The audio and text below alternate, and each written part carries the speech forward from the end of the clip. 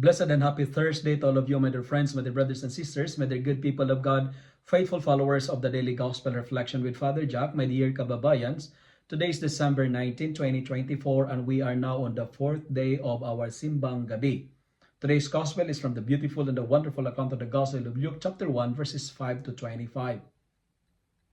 In the Bible, having children is a vivid sign of God's favor. Pregnancy is a sign of God's blessing. It is a belief in the Bible that the more children you have, the more blessed you will be. Because children are sign of God's great favor. Children are manifestation of God's blessings into someone's life.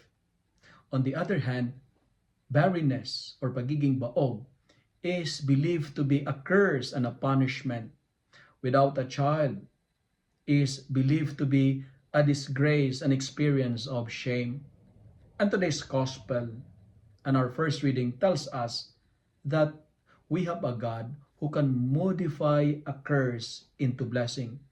We have a God who can transform burden, especially the burden of Elizabeth, into an experience of blessings and delight. God changes the misery of the wife of Manoah into an experience of comfort, delight, and joy.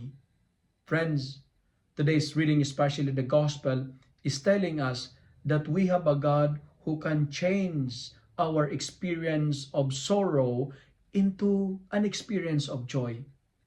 Because whatever is impossible, God can make it possible because God works in mysterious ways. My dear followers, brothers and sisters, if God changed or transformed the misery of Elizabeth into delight, I'm sure He can too change your experience of mourning into rejoicing. Our stories of shame can be replaced by stories of jubilation and celebration, because whatever is ugly in us, God can change it into something beautiful.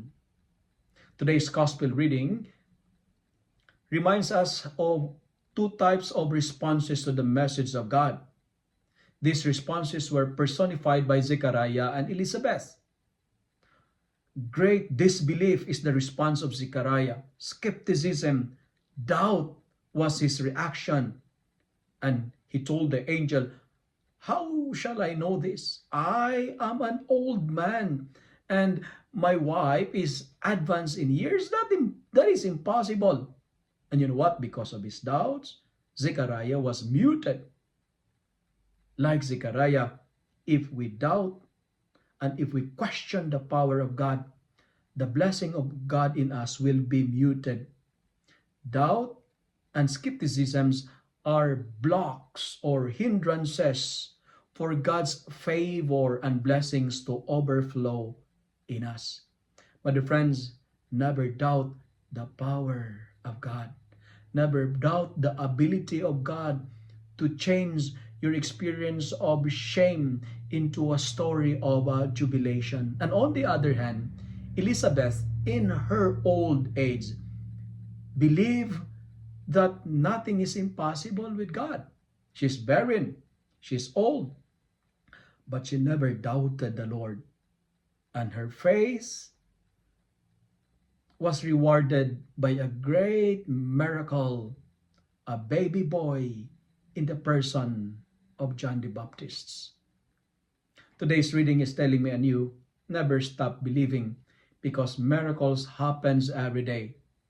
And every blessing ignored becomes a curse. Friends, always remember that the best is yet to come. I love the song entitled "In His Time." In His time, God will make all things beautiful in His time. And always remember, whatever is ugly in us, God can change and transform it into something beautiful and an experience of delight and comfort.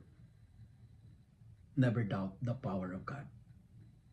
If you love and like this reflection, kindly share it with your friends, share it with your family, make the Word of God viral so that many will be blessed.